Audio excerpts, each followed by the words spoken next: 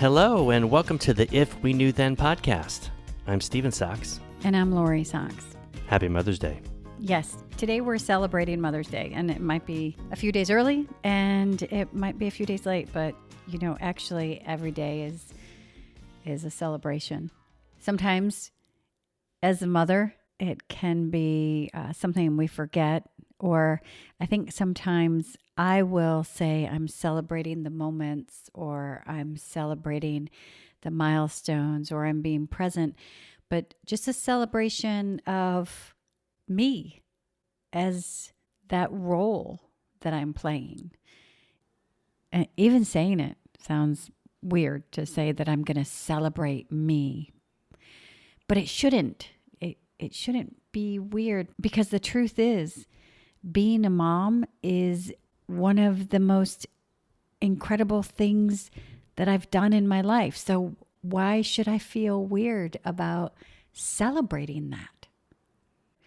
By gender, typically we celebrate every woman out there, but we know that there are men out there as well who take the role of mother. I feel like sometimes we would be better off without the restraints of the labels and the expectations. And I think of what a mother role and a father role is gender-wise. And right, just the label. I feel like historically, just by having a definition that would bind us to something, restrict us. Yeah, I don't think it was set to restrict, but I think it was initially for your role. What is your role? Makes people feel really good when they know defined exactly what they're supposed to do, and they can just focus on that, right? The woman mom does this, and the man dad does this. But I think times change, and Yeah, I think that definition. Exactly why you're having this conversation, right? That's what I'm saying, is that the definition needs to be more fluid. So when we're talking about Mother's Day, that's an all-encompassing thing to everyone who participates in the verb of mothering. Yeah, whatever you perceive it to be. The dictionary defines it as to care for with tenderness and affection.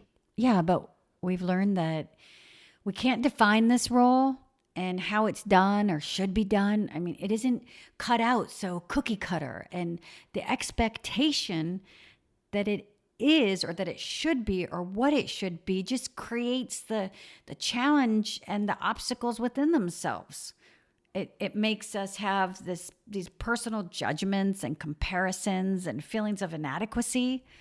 So to try to just define the word mother, the job of motherhood, it's an absurd undertaking, because it is different for everyone.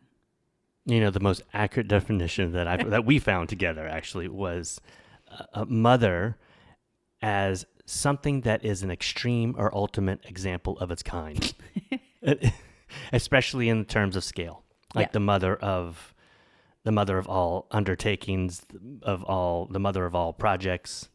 Probably the definition that we were searching for. Well, what an insight, because it is, especially our job. I will say this is for every mom, for every mother, for every person who mothers or acts motheringly or has their child be mothered. For every person, this job, the definition of mother would definitely be the end all, be all, extreme or ultimate example of its kind of scale. I think that's accurate. So happy Mother's Day to all that are extreme or ultimate examples of its kind, especially in terms of scale. We see you and we acknowledge you right now. Right? Maybe your celebration looks different than what you thought it would be, or others' celebrations, or what's advertised out there in Hallmark cards and all the commercials, which I feel like that's changing. I totally feel like that's changing, and I'm so hopeful for that change. But instead of the wishing and for a change, what I've learned this year is to embrace the difference. I fought for a long time to deny the difference. Like, that's really part of what I say, because I believe there is more equanimity in our journeys. And I have 2 children, a neurotypical and a child with an extra chromosome. And I see so many similarities, the symmetry between those two and our relationships. Oh, it's so more apparent than I ever thought. Absolutely. And I think that's why I always fight the difference, like that they, and there we go to labels, is that label that was presented to us was the difference. So I have fought that whole difference thing, but I feel so much better when I just embrace it, because differences are so beautiful. What isn't different? Right. Yeah, that presented to us as this life you're about to raise is going to be different. It's going to prepare. It's going to be different. So prepare for the difference. But it wasn't in such a positive way. No. It wasn't like, hey, this is going to be cool and different. What isn't different? I mean, I walk into someone's house. It smells different. There's different things that people do. They go to bed at different times. They eat at different times. They eat different things. They wear different clothes. Everything's different. So you find out what you are if you completely embrace who you are and who your family is and who your children are and your relationships with them. Then that's what it's supposed to be. And that difference is what's beautiful in the world. And so we celebrate you. Happy Mother's Day to all of you. And we celebrate you. We see you. We acknowledge you. And we want to say excellent job. Wherever you are on this road, however you feel, whatever you serve for dinner, however long it's been since you've showered or exercised, if things are in their place or in disarray, if your voice has been a calming guide today, or you had to raise it because sometimes it feels like that's really the only way they'll listen, with or without completed homework. If screen time has exceeded what you deem correct or what people tell you is what it should be. And that makes me think of when Sophia was born, and we would have friends who were like, we don't turn on the TV. We don't watch TV. And I wanted to know when they had time to go to the bathroom or like grab a sip of water or anything. Cause they were like, I know Sophia's first year, I never even grabbed a cup of coffee. I didn't even have time to make the coffee.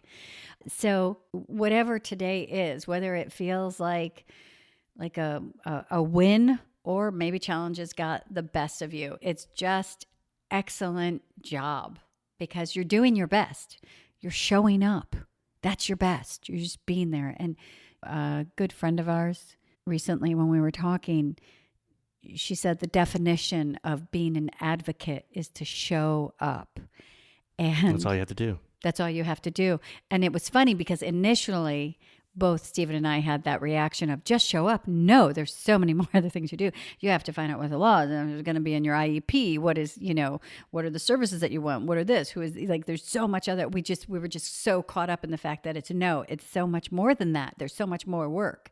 Some things just take a while to kind of seep in and for me to absorb them and really hear them. What she was saying is that you just show up. Be there.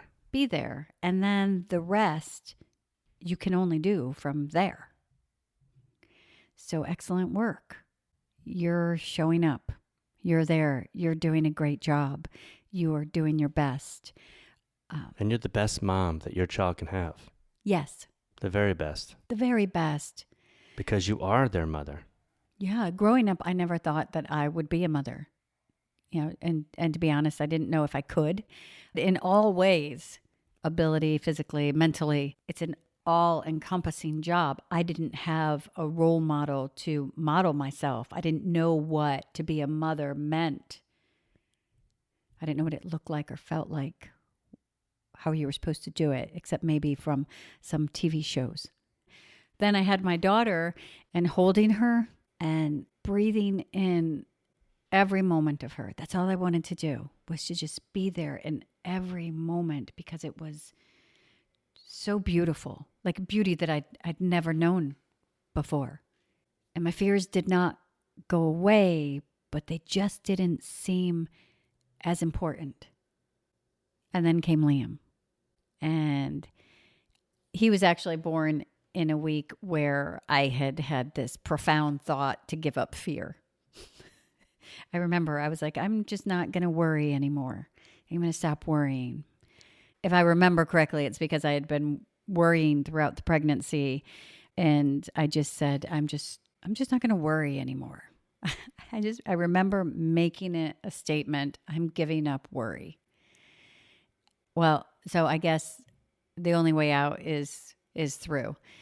And we've definitely been through our fears and are probably not through with fear, though we try.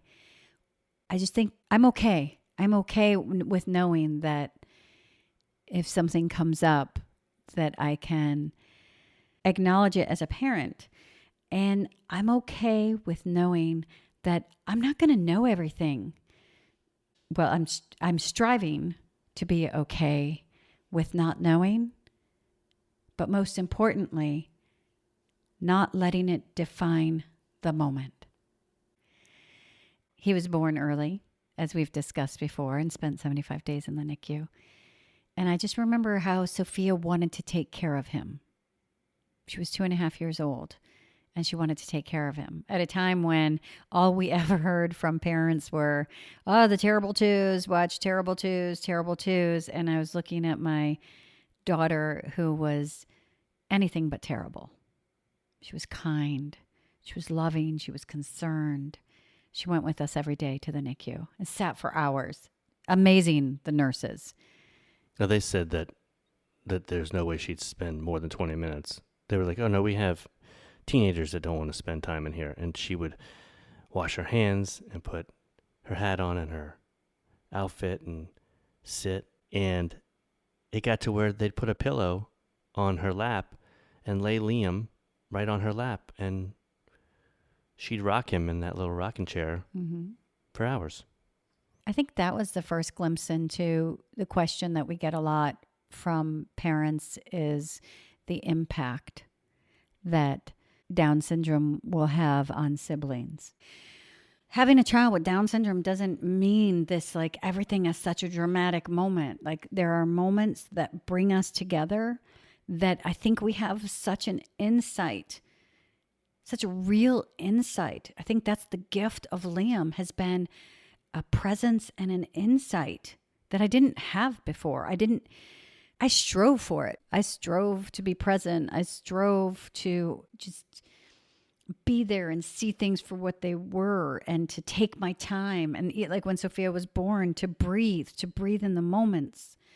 But it was work. And then Liam was born, and then we just settled into this place almost as if we had no choice.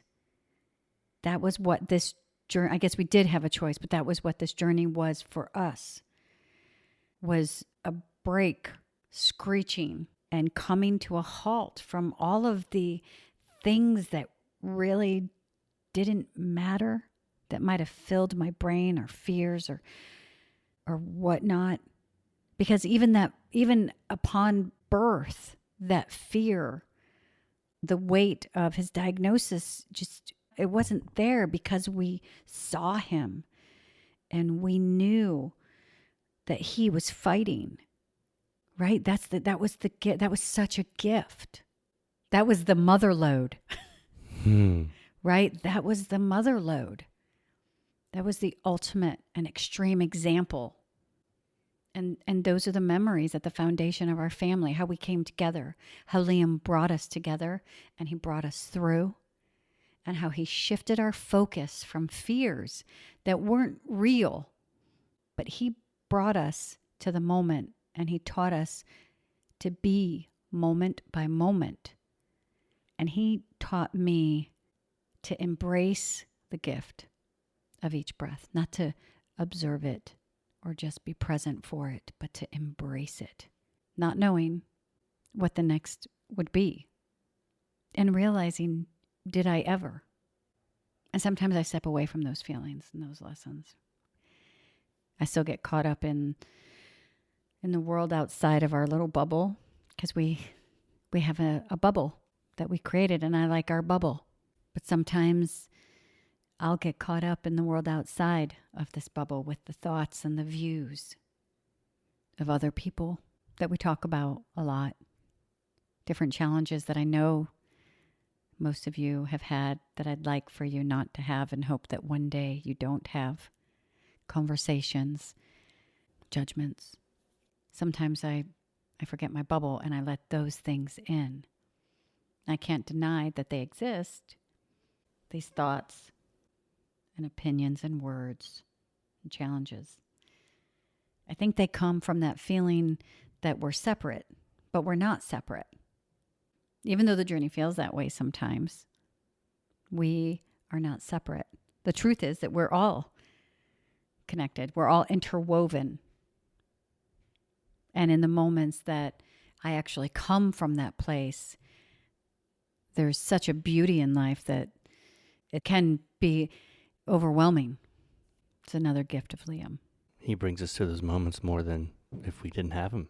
Because he brought us to this journey. He brought us through all of these things that we didn't know of. And all of these moments and conversations and challenges, they allow us to be empathetic and sympathetic and compassionate and caring in a way that I never was before. They open us not only to this community in that way, to the people that we can connect with and understand and uplift and advocate and talk to and talk with and be with and learn from and teach, but also to the world outside this community in a different way. My empathy for the man walking down the street, my compassion for someone who's angry and lashes out, all of these things that I have learned that they have been gifts from this journey. They have been byproducts. And I've been on the other side. I've gone through, and I think it is, again, not only was it going through fears or worry, but to get through anger. And some of you may be feeling angry right now. Some of you may be in one of those phases, and it's not like a checklist, like, oh, not angry anymore. Oh, now I'm not fearing anymore. But it is definitely each time that I'm able to let go, there's more peace for longer. I still do get upset about certain things. I do still get angry about equality and equanimity and education. I get angry for challenges that are put in people's way based on judgments and preconceptions. And I'm working towards that anger to instead fuel more compassion, to fuel that drive to make those changes. And again, a gift. I don't think I strove so fervently to change the world before I knew Liam, to change the world for the better. And maybe because I didn't have as much insight or even experience, because sometimes we can understand something exists, but until we have an insight or an experience, whether that be right or wrong, it's hard to change something that you don't understand the depth or the need of change. So today, I will embrace my bubble. Without the outside world, I am going to embrace these faces that I call mine. And I'm going to let it be whatever it becomes, and I'm not going to compare it. I'm going to let it be, like every day. Let it be. One of the challenges of being a mom can sometimes be confidence or lack of. The thought of, I'm not doing it right. And regardless of the amount of chromosomes that your child has, it's a challenge. But this journey, the one that we share, I have come to understand that this journey is very special, no matter how hard I fight against that word, special. It's like different. Those words that honestly I hadn't thought of much before. I liked being different. Different was, cool. I was influenced by Sally from When Harry Met Sally when ordering food. I don't know if it's so much because I just liked a certain way things were, or that I just embraced that it was different and I was going to experience something different and have something different. And something special was special. Chocolate-covered cherries, chocolate-covered strawberries, chocolate-covered really anything, but special. And then I let those words be taken away from me. I let them take on somebody else's meaning. But this journey, this commonality that we have is very special. We have a special bond. We have a shared joy. We have a secret language, a handshake, an understanding. And sometimes we can place a microscope on this journey. Get really close. Like I'm turning that knob in science class and it's getting close to where that glass is going to break. But then I realized that I'm facing the lens in the wrong direction. And it's not a microscopic lens that I need that analyzes every molecule, looking so close that the images become distorted and blurred, and I lose sight of what I am really looking at and why I'm looking at it. We lose all the colors and shapes, the spaces that are full and empty, the darkness, the light that shines through those empty spaces. And it's not a microscopic lens that we need. It's a wide-angle lens. Yeah. Like a anamorphic lens. An anamorphic lens, which is a very special lens. Yeah. It's a wider lens that gives a very specific shape to cinematic images. It's that famous flare you see in the lens of a film. It's beautiful. Mm-hmm. It's big. It's wide open. There's space for everyone. Lets a lot of light in. Lets a lot of light in. So could we step back? Can I just pull back? Like, again, it's that microscope from science. Can I pull back from that where I'm so close in there that it's actually giving me a headache? Can I pull back and see that anamorphic view that encompasses everything? The extreme and the ultimate example, the mother of all lenses. Do I dare to look through that lens, to see my life, this journey, this title, this role, through that lens? I hope you do. More often than not, I hope you have the opportunity to. Because I know sometimes it's hard. I know that. And not without challenge. I know that. That's what life does, right? That's what life brings. But today and every day, I want to wish you a happy Mother's Day. Some ease and some peace in knowing that you're doing an amazing job. You are not alone. You are part of an enormous team. We're just kind of busy and quiet, I think. And so our voice isn't as loud and prominently out there. But we're here and we are together. I'm so glad to be on this wonderful team with you. I'm so happy to be on this journey with you, and I am honored. We hope you have a few moments to yourself today to just sit, a moment to enjoy your bubble, and to understand what an amazing job you're doing. The mother of all jobs. And today, we celebrate you. Please follow us on Twitter at If We Knew Then Pod, and you can drop us a line on our Facebook page at If We Knew Then Pod, or visit our website, ifweknewthen.com, to send us an email with questions and comments. And you can join our mailing list there and get alerts of future podcast episodes. All these links will be added to this episode's show notes. Thank you again, and we look forward to you joining us on the next episode of If We Knew Then.